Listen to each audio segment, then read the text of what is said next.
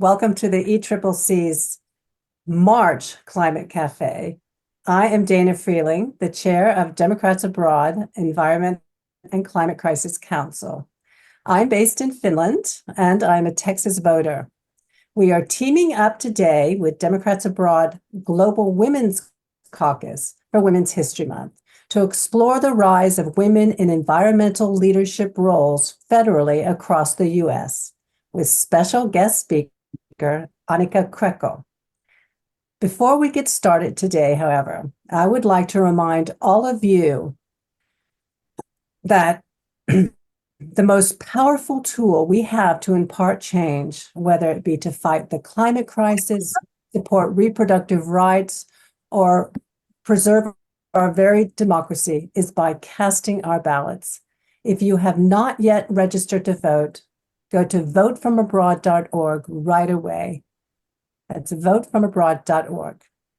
Now I would like to turn it over to Ann Hess, the chair of the Global Women's Caucus, to say a few words about empowering women in general and as the guardians of the planet. Ann? Okay, thanks, Dana. Well, on behalf of the Global Women's Caucus, I'd also like to welcome you to this event to honor both Women's History Month and our collective commitment to addressing one of the most pressing challenges of our time. Women and climate has always been an important theme to me, especially as leader of the Women's Caucus. Years ago, we kicked off the Women in Climate Action Team as a little startup, and I'm so proud to see that many of the talented women who worked on that small team years ago are now leading the charge in our formidable ECCC caucus. We all know that when it comes to climate change, women are facing more challenges and hardships than men. But the good news? Women across the globe are rising to the forefront of the climate movement, bringing their unique perspectives, innovative solutions, and determination. Our guest today is a great example of that determination, and I can't wait to hear what she has to say. So I'll hand right back to Dana to introduce our guest and get this important conversation rolling. Dana? Thank you, Ann. Women really do seem to act as the guardians of our planet all over the world, from indigenous communities to political movements federally. Today, our guest speaker will explore how we have grown and are expanding this power base within the federal U.S. government today, especially under the Biden-Harris administration. Of special note is Vice President Harris's Women in the Sustainable Economy Initiative, which totals over $9 million in commitments, which she launched in November of 2023. We hope this is just the beginning. I am delighted to introduce to you today our special guest speaker, Anika Kreckel, who is a native Rhode Islander but has spent much of her life in Germany. In just the 6th grade, Anika was introduced to the topic of global warming through Al Gore's An Inconvenient Truth. I remember that. The documentary inspired her to focus her education and work on this topic. Anika majored in economics at Clark University to better understand the mechanics of what drives the modern world and how it influences climate. Her interest in the relationship between climate change and behavioral change led her to a joint master's in sustainable development in Leipzig and Basel. Most recently, Anika led select decarbonization programs and policy planning for the Rhode Island Office of Energy Resources. This included spearheading the state strategy for heating decarbonization, as well as coordinating statewide collaboration for meeting Rhode Island's net zero mandate by 2050. Anika is now providing freelance support to organizations working on decarbonization. Yes. Ocean lover, food enthusiast, and avid knitter. We are so delighted to claim Anika as a member of Democrats Abroad and look forward to the fruits of impactful work she does and will continue to reap. Anika, the floor is yours. Thank you, Dana, and thank you for having me today. I look forward to the discussion. I am going to take a moment to share my screen with everybody so that I can present a little bit of information before we start talking in the whole group. You already heard a little bit about me, but I will dive in a little bit deeper. As mentioned, I am a native and proud Rhode Islander. This photo is actually of me in Rhode Island at the Rhode Island offshore wind farm off the coast of Block Island. You might know that that is the first offshore wind farm in the United States, which is something that we as a state are very proud of. As I'm sure anyone could imagine, getting offshore wind as a nascent industry off the ground in the US has been a long and hard process. And so we, as a small state, as the smallest state, we're actually very well positioned to break through a lot of those barriers and have this pilot site so that the industry can expand. This was a trip to the wind farm with Secretary Granholm, which that is one of the women leaders that is in federal government working on environmental causes. And so that was exciting that she came to visit us in Rhode Island.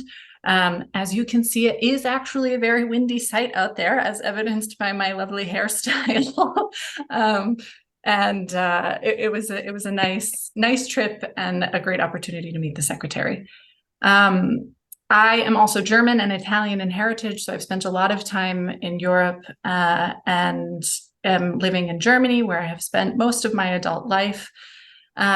I did my bachelor's degree in economics in Massachusetts, and I chose to study economics because I wanted to understand basically what drives the world, how things work, and what we can do within that system to have a better impact. Then that led me to a master's in sustainable development that was split between Germany and Switzerland. And there I also focused on the social dimension of sustainability, understanding what motivates people, what drives behavior, how we can change that, how we can communicate effectively, and so on. And the focus, or one of the focuses of today's material that I'm going to present, is government. And I was first exposed to government and working in government when I did an internship at NOAA several years ago. I was in the chief economist's office, and there I worked with a global nonprofit called the Natural Capital Coalition. And we were working on developing a framework for valuing ocean natural capital and how businesses can properly value the benefits that the ocean gives them in whatever it is they're doing. And then after my master's studies, I returned to Rhode Island to work in the Office of Energy Resources. Every state has an energy office responsible for various energy-related policies, and it's like the state level equivalent of the Department of Energy, which is at the federal level. I also have a background in tourism because as a member or a resident of the ocean state, we have a lot of tourism. That's probably our main industry. And so I have a deep love of the ocean and how we can live in harmony with it as best as possible. And when food systems can be tied into that, I get really excited about those topics.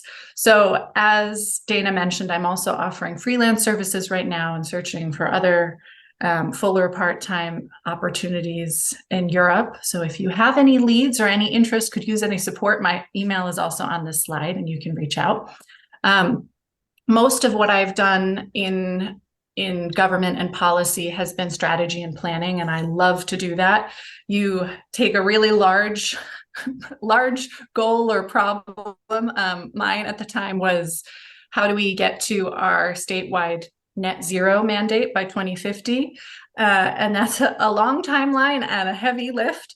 So, planning 25 years in advance is not too premature, and pulling together the right people and the right experts and communicating and making sure everyone's involved in the process. That's what I did. And I really loved that work. Okay, so I would like to talk a little bit about the inspiration for today's topic. And it was hard to articulate at the beginning, but I was interested in starting a conversation with all of you about women in leadership, and really in very high leadership, and the effect that has on women in lower levels of leadership, like mid-level management and so on. When I was working at OER, we had just transitioned, what's the word? I want to say regime, but that's not the word. Administrations. We had just transitioned in administrations from Gina Raimondo, who was governor during the COVID period and before. And then in early 2021, she was appointed Secretary of Commerce by President Biden. And then we had our lieutenant governor, who was elected separately from governor, take her place. And that's Governor McKee. And I started working at Rhode Island when McKee was relatively freshly governor. And I was hearing a lot of grumblings, or at least comments from colleagues, that there was a noticeable shift in the gender proportions of women in top positions in the state government. And where under Governor Raimondo, the commissioner of my office had been a woman, the commissioner of the Department of Environmental Management was a woman. There were a lot of the Department of Health. There were a lot of women in high-ranking positions, cabinet positions, and I got the sense that a lot of people liked that balance. And then once Governor Raimondo left, she took several people with her to DC to work at NOAA and other agencies, or they resigned, which I think is a natural thing to happen when administrations switch. However, it was a very clear replacement of men filling all of those positions that had previously been held by women. And I really tried to find some evidence of this, but there are not many org charts or cabinet level information online, as far as I could find, from the state of Rhode Island. The federal government is better at posting that than Rhode Island is. So I'm sharing this as purely an impression that I had, an impression that my colleagues had, and something that was talked about with relative frequency. And so I thought about this phenomenon a little bit and wondered if it was just a one-off type of thing, and these are just two one-off scenarios, two different people who choose to appoint different types of people based on whatever qualifications they have, or if there's something more to be said about whether having a woman at the top, at the very top of leadership, has an effect for a more equal proportion of women in all levels of the organization. And I looked into this a little bit. I did a search on Google Scholar and found two articles that talk about this phenomenon a little bit. They are at the top here, in case you want to search for them. Angela isn't here. I can add the links to the chat later on for anyone who wants to read them. But this study on the left was conducted in Australia and in the context of government organizations. And the study on the right is from the UK, and that is in a business context. So just to give you the setting. Both of these studies acknowledge that overall, I'm going to say on a very, very general level, women make up, let's say, 50% of the workforce. And there's it depends on the sector and the industry sometimes what that proportion is. Sometimes it's more than 50%, sometimes it's a little bit less. But overall, let's say women make up 50% of the workforce.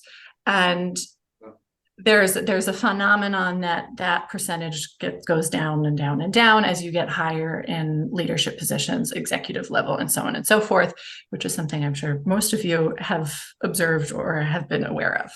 And so these studies looked at whether there really is a trickle-down effect. And if you have somebody women in an executive position, if they are then more inclined to put women in other senior management positions with them. And the observation was that, yes, this is true. And there has been this goodwill intent to continue this phenomenon by putting in various types of regulations or quotas or some sort of mandatory push to get more women at the top so that the trickle-down effect continues to happen. And although this isn't really the topic of today's discussion necessarily, the findings from these two studies were that when you put in those regulations or rules saying there have to be a certain number of women on boards or in top level positions, whatever context it is, it can still have a trickle down effect, but it has to be executed well. The rules have to be done in a way that actually gets people engaged. They can't be too cumbersome. There can be a lot of things that inhibit that trickle down effect from actually happening if that woman wasn't put in the position, let's say organically, but through a quota that's supposed to be met. And again, that's not these quotas and having them or not is something we could talk about during the discussion, but that's not the main focus of today. It's mostly just to discuss about trickle down and the value of having women in those very top positions.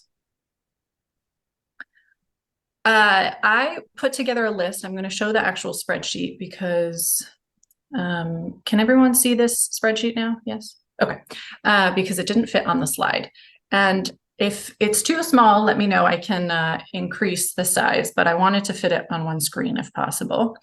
I made an unofficial list. I just collected this information myself of the women in all of US history that have been in top level environment positions at the federal level. And I mean, really top. So secretary level, chief, administrator. I didn't look at deputies. I didn't look at head of certain offices or anything like that. Just really the top positions. So the bolded ones are overarching agencies, and then the ones that are not bold are sub agencies or offices as a part of a larger one. So for example, the Department of Interior has 4 other offices that relate to environment and are large entities on their own.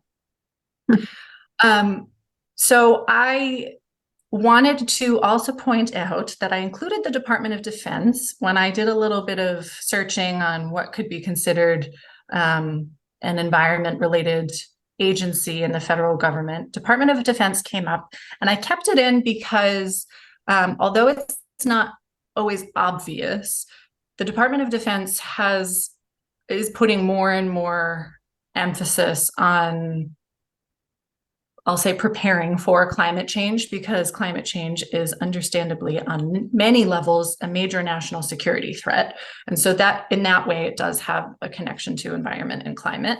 And this is the only position of all the ones I pulled out that have never had a woman at the top. So there's never been a female Secretary of Defense. There is currently a female Deputy Secretary of Defense, but I didn't put deputies in, so it's blank. To give a little bit of summary and a little bit of context to this list, you can see that the first person to fill one of these positions, many of them are cabinet positions, some of them are just one step below cabinet positions. The first one was under Reagan. Then there was a bit of a gap with nothing. And then there was a noticeable jump under Clinton, where he had 4 women in these positions. Bush and Obama era seemed to have been peak. And then there's been a little bit of a downturn since then. But that doesn't necessarily mean that these administrations aren't well balanced in terms of gender in other ways, because I believe the Biden administration, the cabinet members are equally split in terms of gender.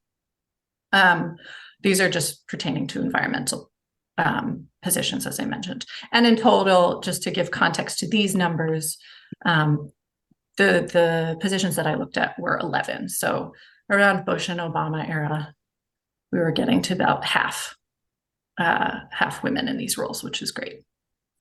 I can pull this up later in the course of the discussion if anyone wants to dive into it deeper, but this is just to give a bit of an overview. And I wanted to give a little bit more of a face and context to at least one of the people on that list. So they're just not a list of names. Secretary Haaland is the current Secretary of Interior, and I decided to feature her because She is the secretary of the administration that has those 4 other environmental administrations or offices, I don't know what they're called, associated with them. So she has a pretty wide-ranging impact on environmental practices and policy in the US. She is notable because she's also the first cabinet member to be a Native American. And I pulled some just highlighted bullet points from her biography on the Department of Interior's website, where she says that she focuses on environmental justice, environmentally friendly building practices, climate change, of course, Indigenous women's rights, family-friendly policies, and also how that relates to affordable education. And later on during the discussion, if anyone has any more details to bring up about the Secretary Haaland or any of the other women that are in these positions, that would be great to add to the conversation. Judith, it would be nice to hear from you with such an interesting list that you provided, but it would be nice to hear more broadly what is taking place in the United States federally in terms of women's role. You mentioned a few people, you just had the top positions, but I think it would be interesting to hear more. There are so many advisory roles. There's a council on White House Council on Environment, White House Council on Environmental Justice. There are so many different bodies now that the Biden administration has formed, particularly with the Inflation Reduction Act, and within the EPA, to address our climate and environment challenges. And I know that women hold a lot of these positions. I was hoping or wondering if you could share a little more about what's happening on the ground now. I am not well versed in that list extensively. Yes, there are the various councils through the White House that advise the president, and also special advisory roles like senior advisors to the president. Many of those positions are held by women. Because I was a little bit, the way I structured the content I put together was looking at the increase in those positions, and so many of those councils are brand new and only came about recently. So yes, that's a great thing to have. If there's anyone else on the call who is more experienced with those or has more information, I'd like to open the floor for them to contribute as well.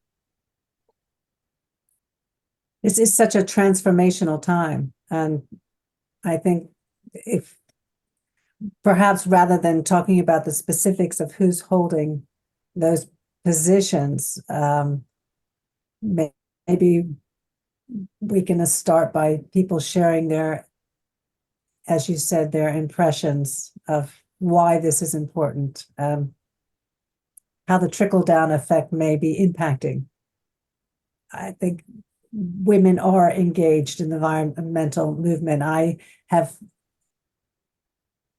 shared in the introduction my idea that women are generally the guardians of the planet, and you have so many all over the world, not just in the United States, but in indigenous movements and federal movements all over the world. You have women stepping up, pushing the climate movements, pushing the environment movements, because often they are trying to guard their environment, their planet, their home for their children and for the future generations. And I'm seeing that here in what people have contributed. Many of these comments have a tone of nurturing, I think is what you said, Dana, nurturing and care for people and future, and thinking a little bit more broadly and holistically, which is interesting. What do you think, Anika? Yeah, I agree with a lot of what is said here. And I think that I don't want to say women in leadership necessarily means that they're more inclusive. That's a little bit too vague of a term. But I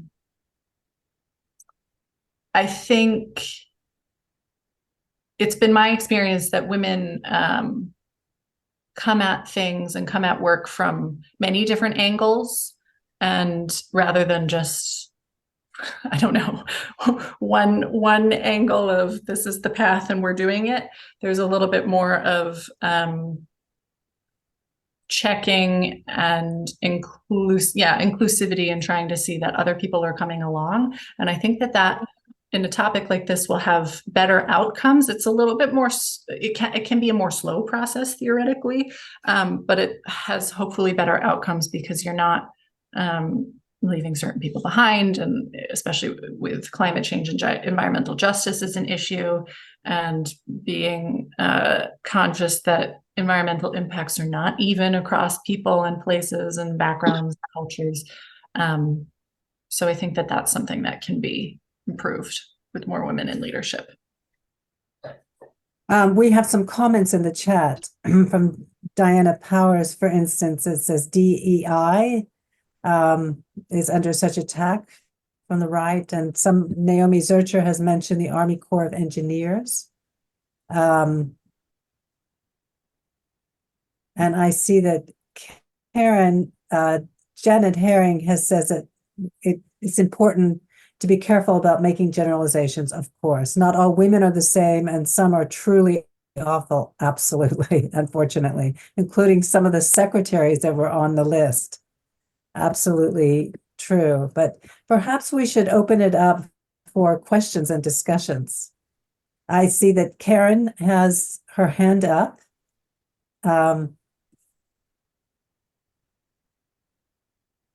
Naomi Zurcher also, I'm going to give the floor to Karen, but Naomi Zurcher in the chat has said she's an urban forester, and she has said that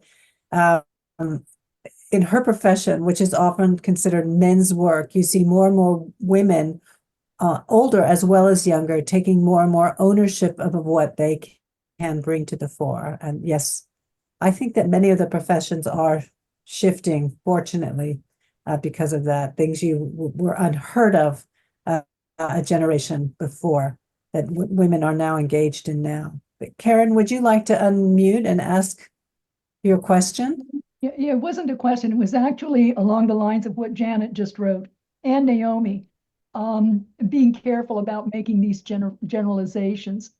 I think it's really important that women, take their 50% and, contribute in that way. But I think we're probably seeing generational differences where there was a time when women had to dress and act like men in the boardroom in order to get a seat at the table.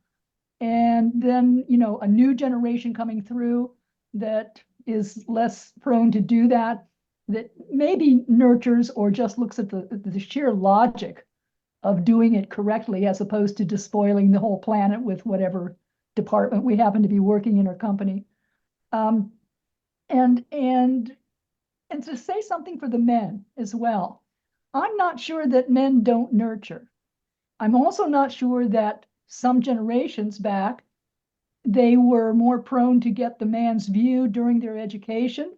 And because they rubbed shoulders with other men at the boardroom, and it was climb the ladder and get ahead in the company or the government department. But there's another younger generation of men coming along who have a different perspective. But even those who were patriarchal in their sense, they pick that up because they're in offices together. They're at the drawing tables in that other room at the office, and the women over here doing the cultural resource management parts and the environmental justice parts are over tucked in another room in the larger organizations especially. And they don't always mix back and forth. A bit more of that, some cross-seeding of our strengths and understandings would help, even if women aren't always in the leadership positions. And I tend to think that right now they're probably I know the archaeology, cultural resource management area is heavily dominated by women. It's a really crap pay for the most part. So men tend to do their archaeological studies and then go off into some allied field as opposed to working within the field.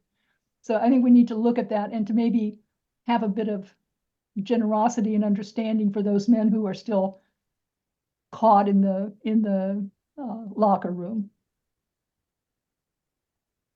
That's it.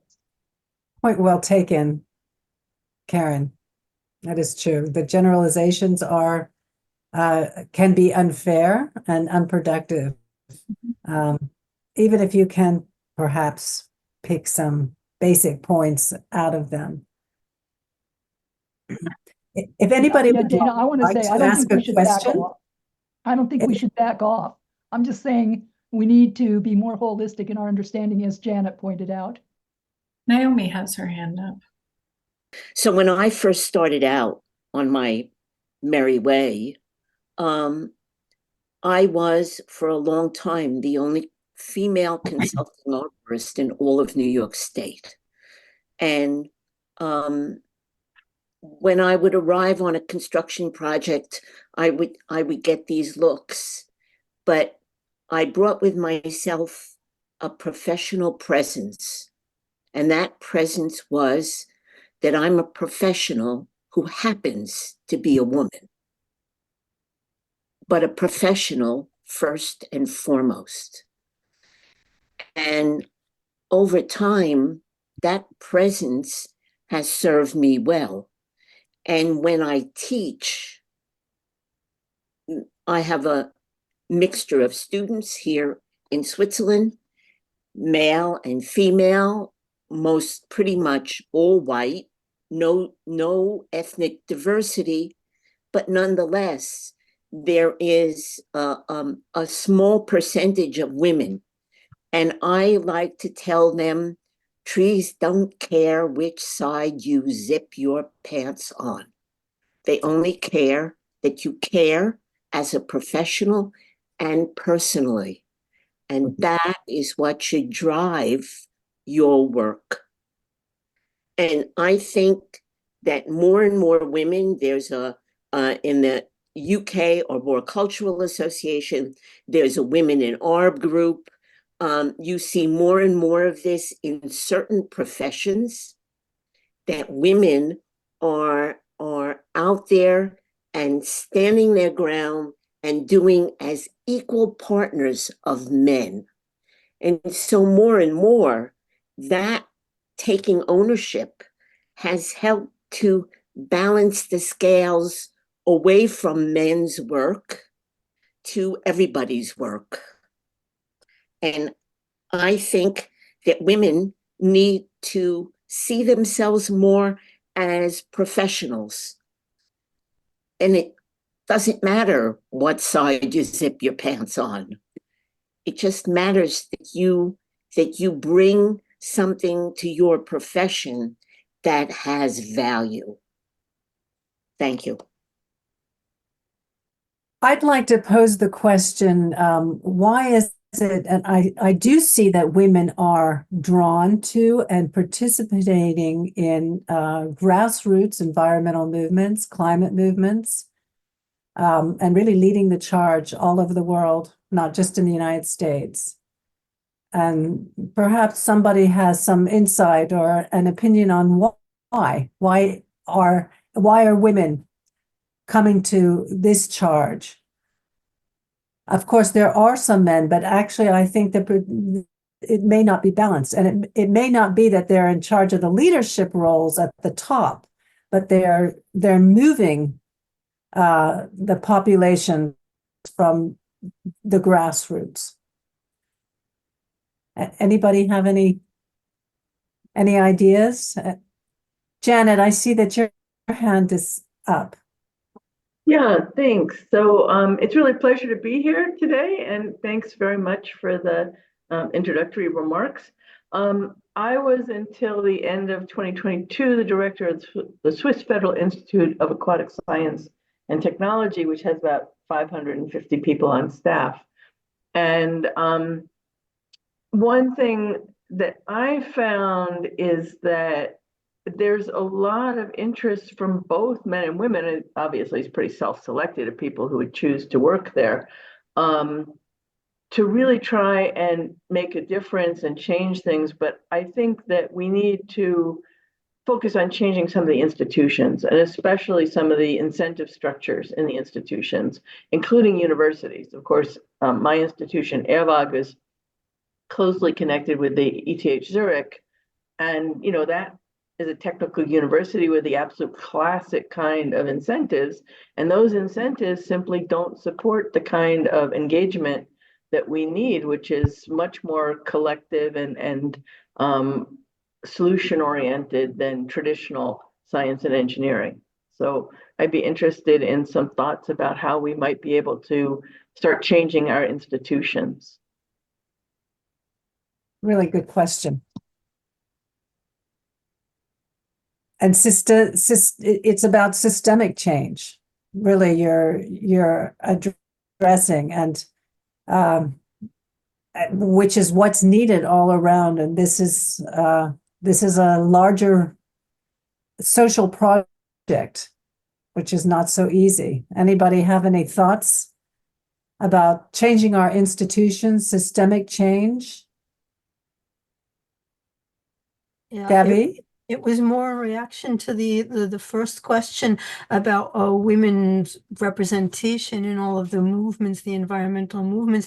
In Belgium, it seems to me that the youth movements in favor of the environment have been led by young women. And I wonder if it's the younger generation that is more interested in getting something done, doing something practical, rather than searching for glory or trying to achieve these goals, not virtual goals, but intangible goals, that they're really saying, okay, we have to do something now. It's enough talk. Let's do something. Whereas the young men, I don't know, they're not as focused on it, or they're just less practical, and they're letting the women take the lead. It's quite a shift. And this is in Belgium. I don't know if it's like that in other countries, aside from Greta Thunberg, of course. I think I think you're right. A lot of these movements are run by women, by young women. Of course, there are some young men as well. But just to jump in, Dana, Karen here, who's not using my camera, you may have noticed, but I think we're in a transitional period. And understanding that young women see that there are openings now that perhaps didn't exist or were harder, they were narrower 20 years ago or 30 years ago. But at the same time, how many families have said, hey, it's okay if you don't get married and don't give me any grandkids? Go ahead and do that career.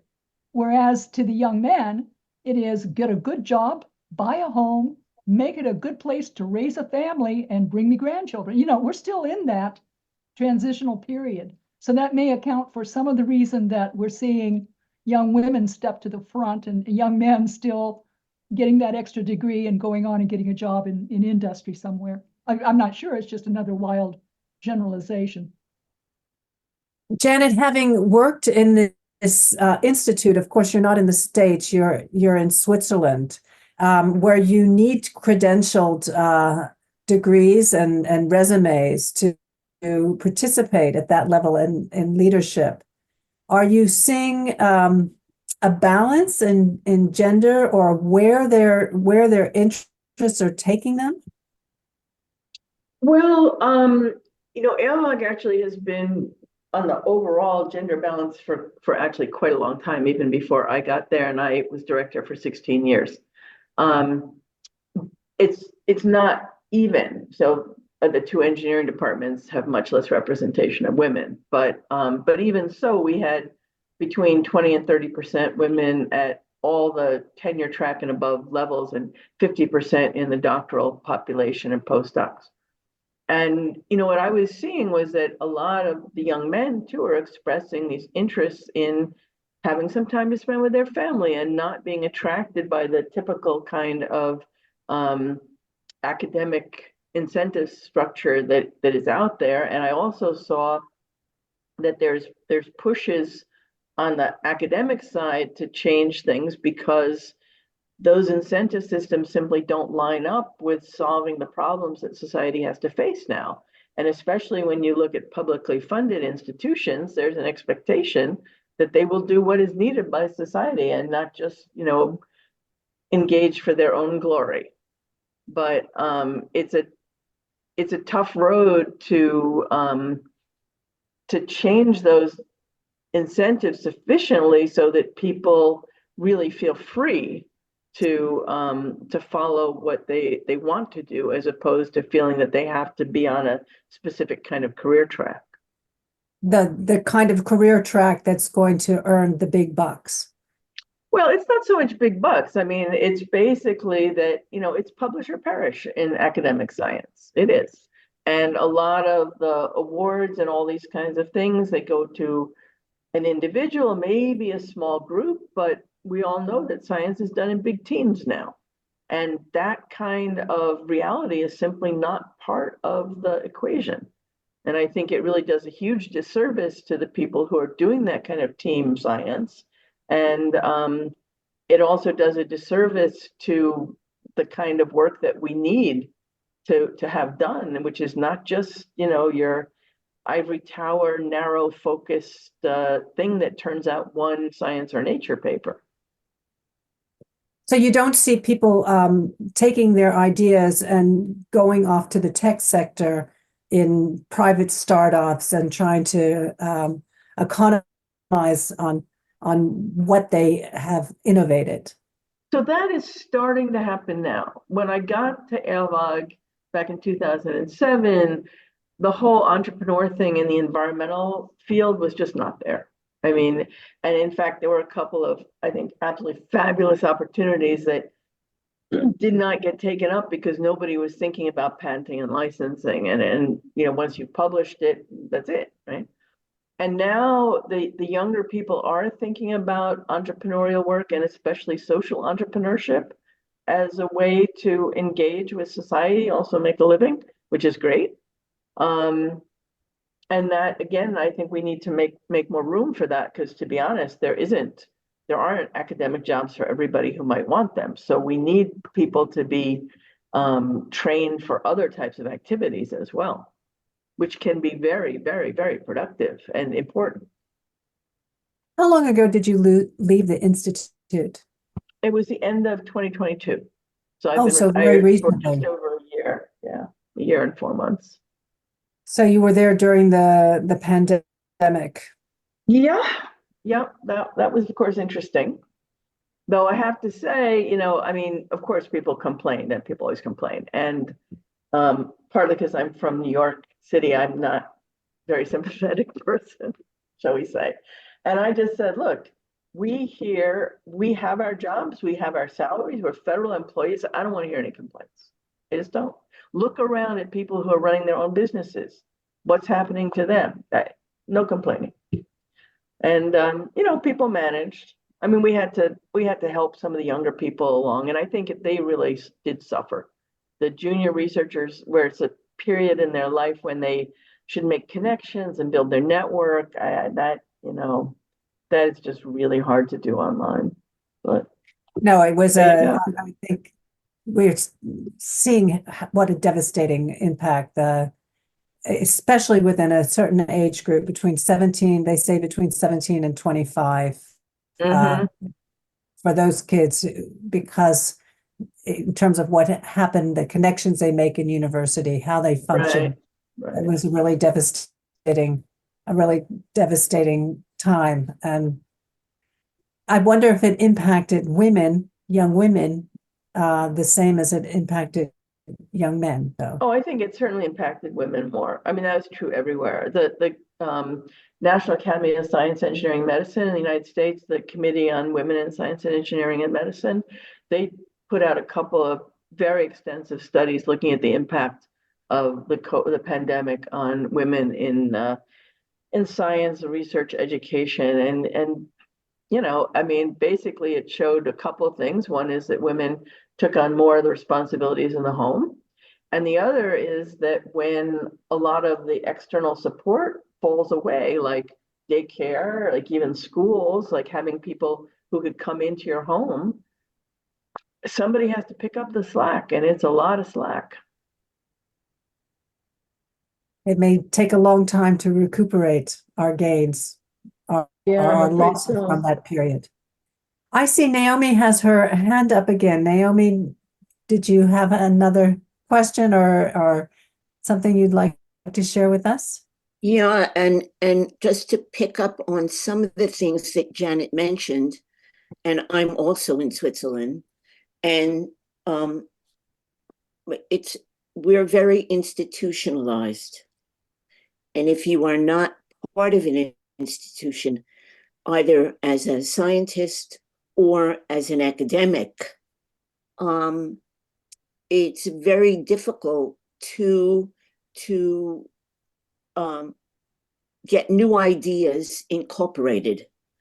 And it's even harder if those new ideas are coming from a woman than from a man.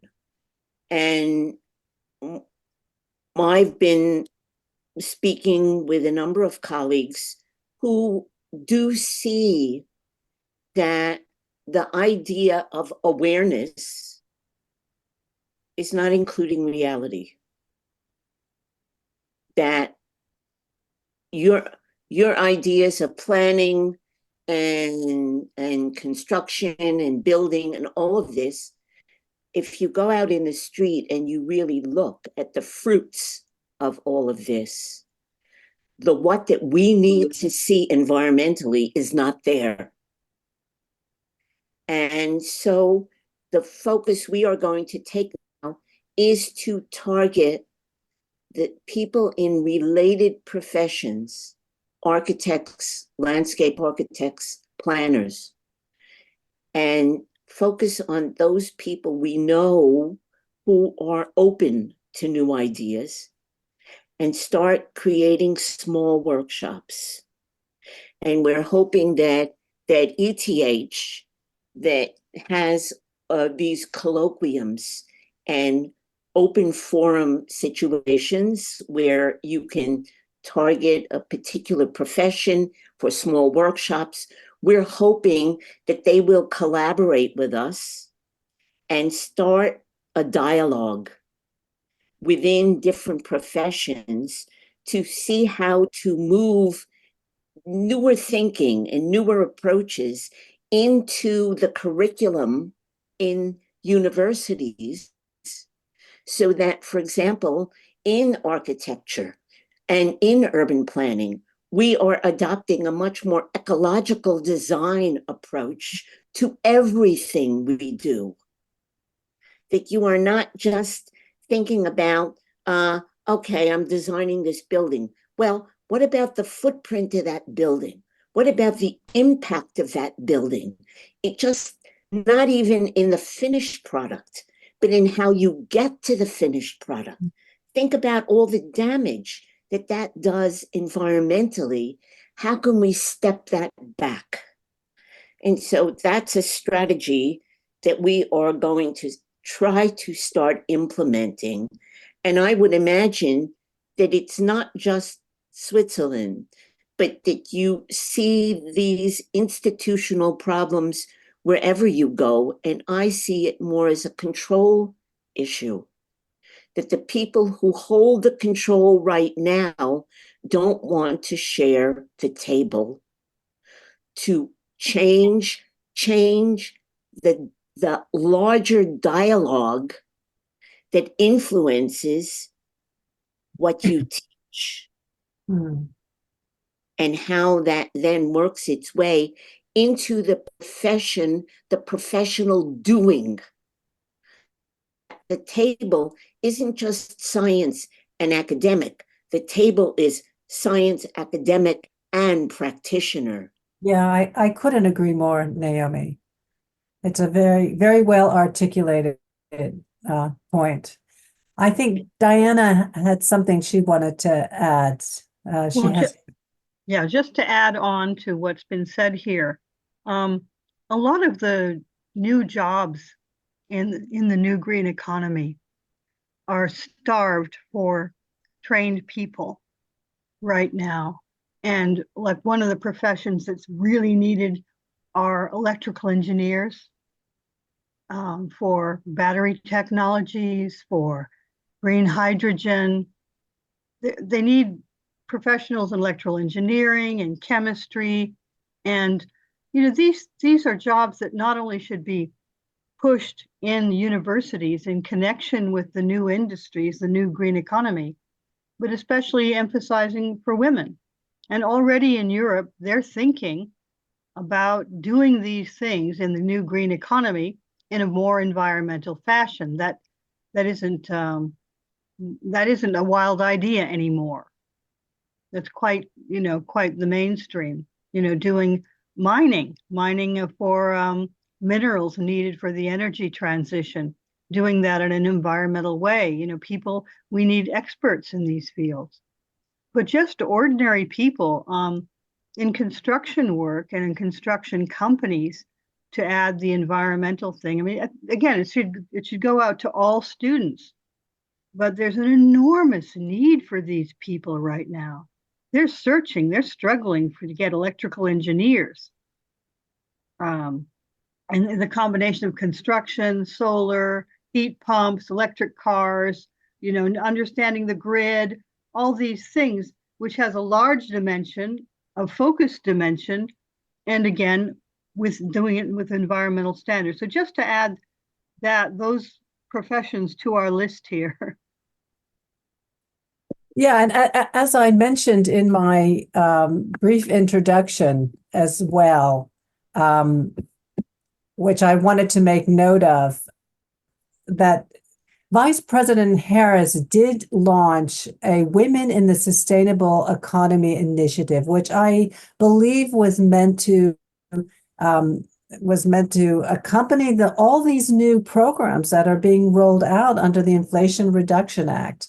That they are earmarking $900 million in commitments to helping elevate women within this new green economy. Mm-hmm.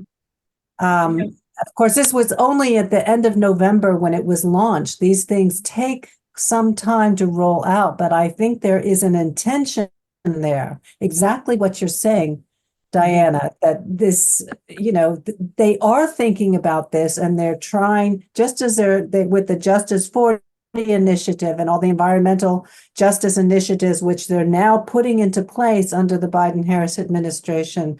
There is the intent of helping to raise up the new green economy and energy transition by training and utilizing women.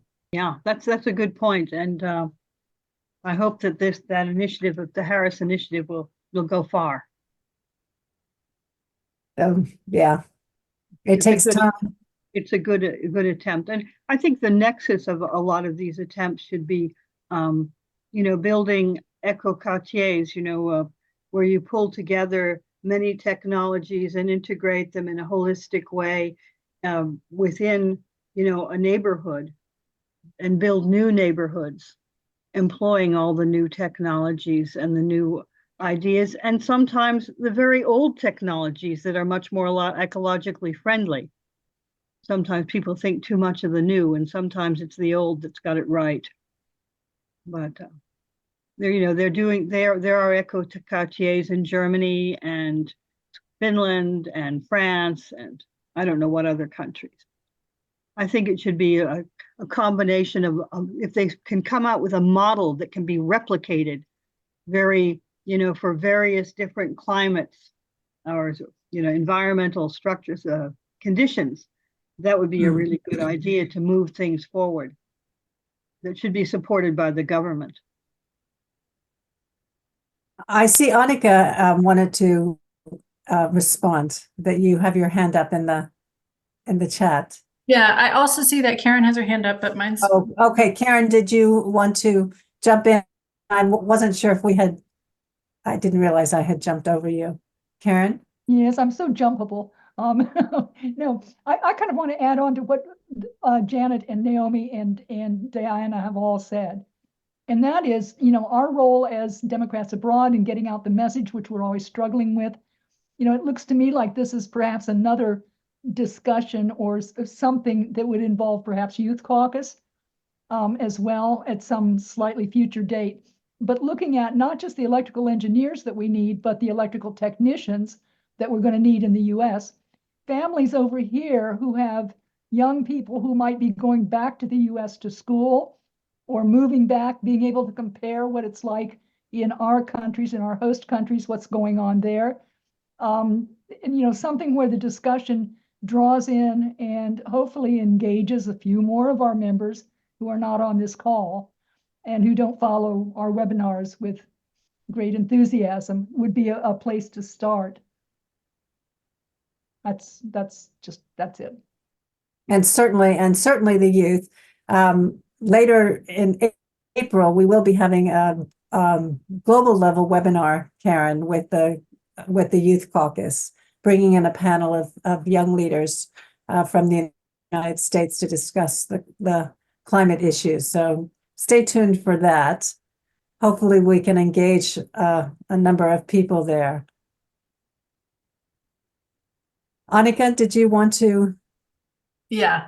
I wanted to pick up the conversation that Diana started about job training and new positions that are coming about that need filling and new technical jobs. When I was working in Rhode Island, I designed a heat pump incentive program because we have a third of our emissions are from the heating sector, and because Diana's big on heat pumps. because we're in the Northeast, we have a bit of we have a good amount of natural gas, but a lot of oil heating, which is quite dirty. There is much, we have a lot of federal money now to give for incentives to switch to heat pumps. For a little state like Rhode Island, we had $25 million, which is a lot for us. But the concern then is also who's there to do the work, because generally tradespeople are not as well supported necessarily.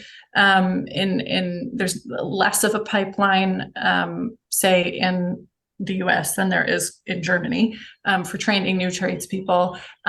Culturally in New England, I think the history has been it's very mom and pop type shop, and you pass it on to your kids, but now the kids don't really want to do it anymore. So there's no clear path for new people to come into the industry. And then on top of it all, it's a hugely male dominated sector in terms of tradespeople, electricians, plumbers, engineers of various kinds to do the installation work. And perhaps there's a case to be made for some work, or some heavy manual labor is not suited for all people, or necessarily all women, but a lot of this work could be done by women as well. And there are just no examples, as far as I know, at least in Rhode Island, of women doing heat pump installations, for example. And the workforce development portion was the hardest nut for me to crack in developing the incentive program I designed, because we weren't the Department of Labor. The Department of Labor has these programs, but to get them to focus on putting their resources towards funneling towards green jobs was difficult. There'd be a lot of but then it doesn't materialize. And because with the IRA and other federal funding, there's little bits and pockets of funding that you can use to do workforce development for green jobs, but not a ton. And so it feels like a missing piece of the puzzle, first of all, to get enough people in that work, and certainly to get a more balanced type of gender representation. And I'm not saying, I don't know how many women would really want to be heat pump installers. I don't know, but the fact that nobody even has the example, I think doesn't trigger more people to even come up with the idea to consider it for themselves. And that's why I'm always so interested and focused on women and other types of diversity and visible roles, so that people at least get the idea. The example I think of is growing up, I always wanted to be a flight attendant, but it never occurred to me to be a pilot. Didn't even cross my mind. But now I realize that that's also very gendered, and the percentage of women who are pilots is minuscule, and it's very subtle subconscious things, I think, that have a difference. So just to add more to the workforce topic. Very interesting. I I see congratulate Gabby you has- for going forward with heat pumps, though. It's one of my favorite technologies. Great, Yes. thank you. And very popular in Finland as well. That's good to know because everybody is so freaked out that it's not going to be good enough in cold weather because we're very risk averse in certain parts of No, it's really very important here in Finland. Gabby I see that you're next in line, Gabby. I love hearing from you. I'm not counting. I just don't know what the order is. But I'm wondering if the problem is not one more of compartmentalization than anything else, because you have the different sectors, the different disciplines, the different fields that don't interact with each other.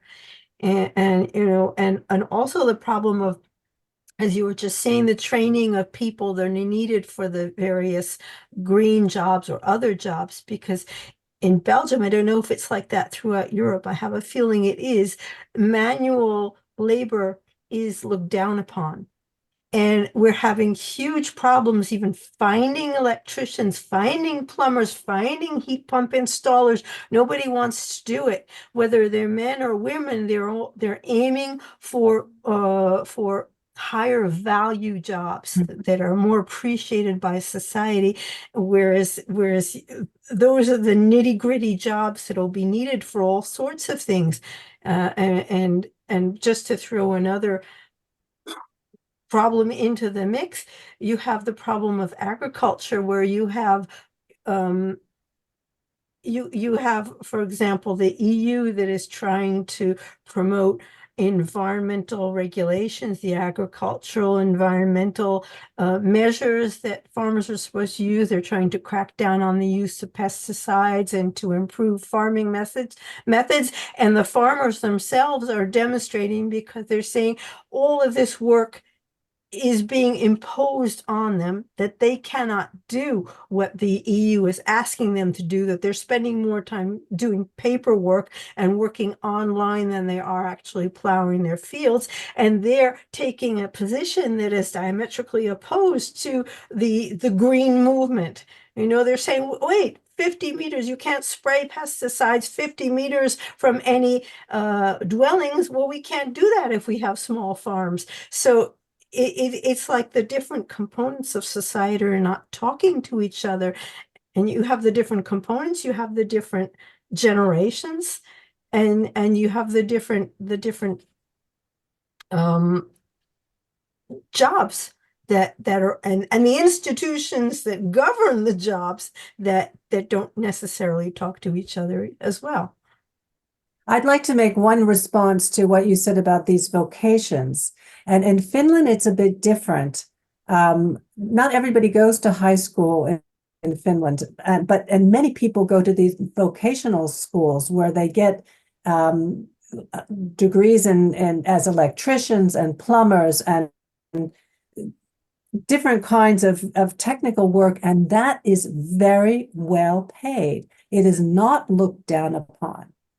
In fact, I mean, it's plumbers and electricians and construction workers, contractors are in very high demand, and they are very well compensated. They have to be trained and certified. They have to go to school for it, and it's well compensated. And women are starting to come in now. Last time we called a plumber, there was a woman that came who was apprenticing. So this shift is also changing. The stereotype is still there, but in the US, when I was working on this, I was shocked by how much money these people make. They are high paying jobs, at least in Rhode Island. So it's and how about the ones that climb up and fix the wind turbines? I'm sure that's next level of income, but even just heat pump installers are making lots of money. Yeah. So maybe the problem is advertising, letting people know what opportunities there are. Do you want to sit and punch a cash register at your local grocery store, or do you want to be trained to learn something technical and really earn an income? Maybe they think it takes physical strength. Maybe it doesn't fit into their idea of, a gendered stereotype. I don't know how those ceilings can be broken. Naomi? Yeah, this all comes back to education. So we're having this dialogue here.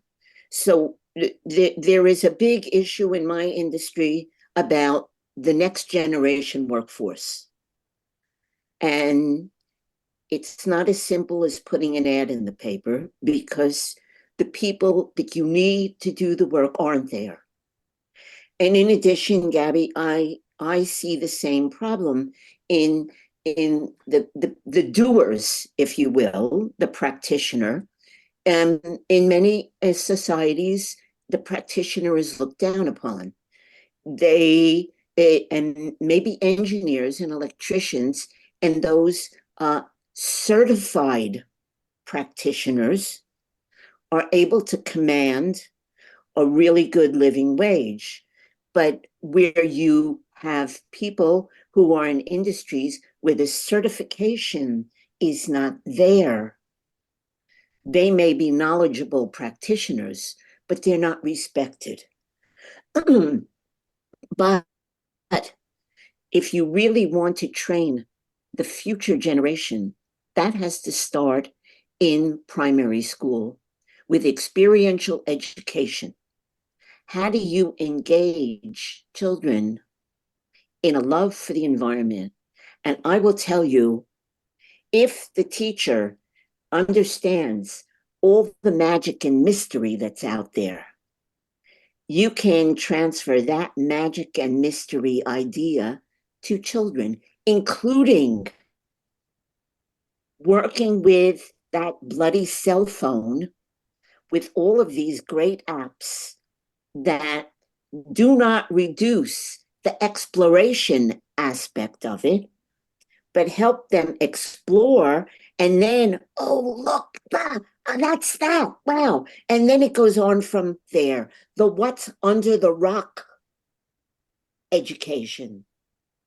And if you start there, that's how you grow an adult, whatever profession they may end up with. But every adult who goes home at night is still a citizen. And you need every citizen to care about the environment that they live in, because everything we do impacts on the environment, regardless of your profession. And so that it really needs to come back to beginning the process with the primary school, with experiential education, and the excitement that that can bring to the future adult. Yes, I think we've been grappling with these issues on how to create an educational environment to promote gender equity for generations. We were talking about this on Sunday in Books Abroad with Anne. But it's even more than gender. It has to be in everybody. It can't just be about women. It has to be genderless. It doesn't matter what gender you are, or your sexual orientation, or your ethnicity, or whatever. Everybody goes home at night. They're a citizen. They live in a community. What are you contributing to that community? What are you doing for the environment that is that community? And that influences everything we do, the food you buy, what you expect, how you manage your daily living would definitely improve the environment. It can't just be about the professional. It has to be about the citizen, who then takes that awareness and that caring and that stewardship and brings it to whatever profession they are involved with. We have just a few minutes left, and I would love to give Anika the floor as we tie things up here.